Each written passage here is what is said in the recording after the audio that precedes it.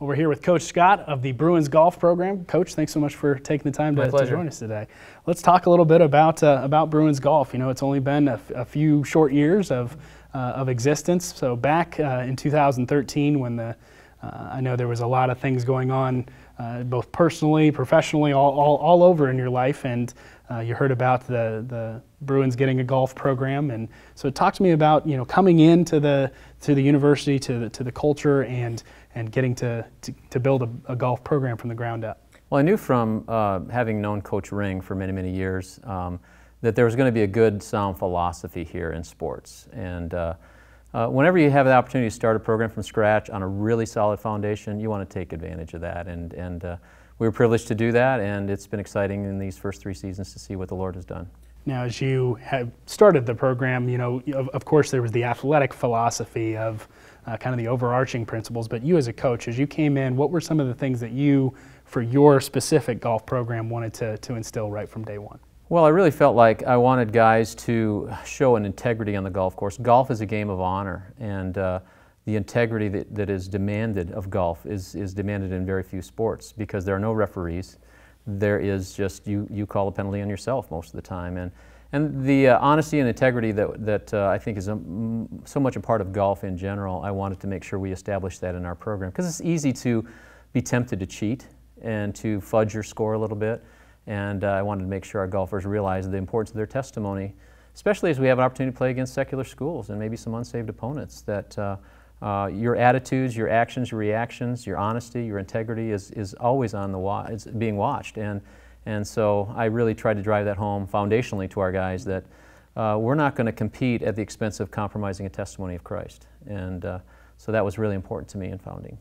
There's a lot of Christian schools that will build up, you know, integrity and living Christ on and off the court, that kind of thing. And I know in my own personal experience, I've met student athletes who've said they've gone to a particular place and it wasn't really the case of, you know, they said one thing and did something else. So how do you as a coach take this is what we're all about and make sure it's lived out in your team, in your organization? Well, every Wednesday evening, once a week, we have a team meeting with our devotion and prayer time, and I drive home some of these thoughts. I'll take a quote and a Bible principle that's maybe an illustration or story that's golf related, even you know, just an experience that I had personally on the golf course.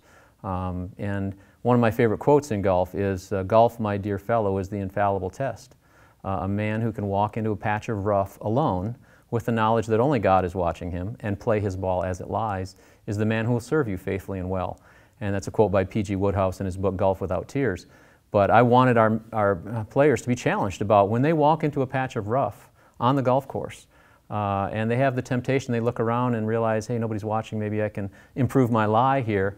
They would resist that temptation to do that. And so we're always driving that home once a week at our team devotion time, some kind of Bible truth or principle that helps us to communicate that truth, along with others, you know, just good character and testimony and Christ-likeness.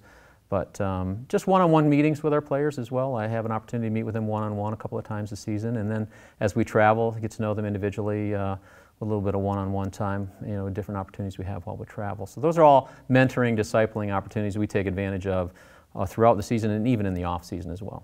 Golf is one of those sports, as you mentioned, that's a little bit more of a niche sport. You really, it's not something that you can necessarily just pick up and start playing at a certain point. So as you look at student athletes and as you talk to student athletes and they voice interest in the program, what are the 1 or 2 things that you immediately look for as kind of your criteria for what makes a good student athlete? Yeah, I want them to be a fit for Bob Jones University first as a student. The student always becomes before the student athlete, and they need to be academically successful here, but also more importantly that I want them to be spiritually successful here, that they can grow in their walk with the Lord, thrive in an atmosphere that challenges them spiritually, whether that's in the residence halls or in chapel every day or in a classroom. And I tell the kids when I meet them out recruiting and I watch them play in a tournament, I said, don't worry about your performance right now. If you've got some passion for the game, if I see some potential in you know, what I see out there on the golf course, then I know the performance will come. I'm not looking to build this program by bringing in great golfers that are not a fit for the university. As you get that student athlete on campus, you know, a lot of it, we don't have our own golf course here. As they come onto campus, what are some of the selling points that you use to sell Bob Jones University to them? Well, the spiritual atmosphere, I think, is one of the things that I drive home to them all the time. The iron sharpening iron spiritual experience that they can get here from classmates, roommates, teammates, and from their professors, and even Dr. Pettit in chapel every day. I think that's so crucial that they understand that first. We want them to realize that they need to be part of a team, part of a larger group than just themselves. So that's one of the things I drive home to them. The other thing, just from a purely golfing standpoint, that I say is we have the opportunity to practice at 5 or 6 different golf courses that are all really top-notch, good caliber golf courses, and that provides a variety for them instead of same old course as our home course all the time. So I think that's attractive to a lot of potential golf recruits that you know, there's good 5 or 6 courses in the Greenville area, and the greater Greenville golf community has opened their, you know, given us an open-armed welcome to have a program and to involve us at their courses to practice, and even have hosted some of our events already. As you look back over the last couple of years now, since 2013, we've had a couple of individual performances, team performances, national tournaments, those kinds of things. As you look back, if you had to boil it down to really 1 or 2 things, what has been a key reason for that success? I think in coaching, a key reason to the success of any coach is the quality of his players.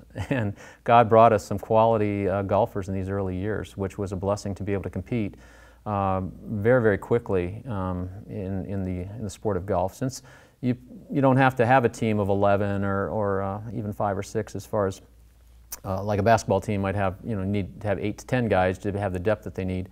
We only needed 5 in those early years, and we were able to compete with those 5 that had some background in competitive golf, and they came and really embraced what Bob Jones University was about and really helped us build that program from the ground up, and that's been a blessing. But they've also responded really, really well to the spiritual challenge that we brought before them, and they weren't just here just to play golf at a high level, although we've given them a good opportunity to play at a high level, and they really stepped it up in just our 3rd season and qualified for the national tournament, which is just really an amazing thing.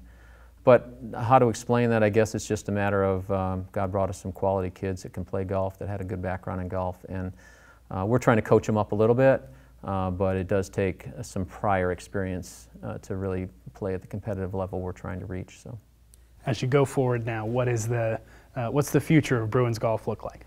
I really feel like we're positioned now to compete year in and year out in the fall NCCAA South region. I really believe that this past season, a strong 2nd place finish with some really good scores, both individually and as a team, gave us that at-large bid and to the national tournament. So I really feel like we should contend every year for the regional championship and be a consideration for the national tournament year in and year out as God continues to bring us the quality young men and women to help us compete at that level. Well, it should be an exciting road. Nonetheless, thanks so much for joining us, Coach. We appreciate it. Pleasure.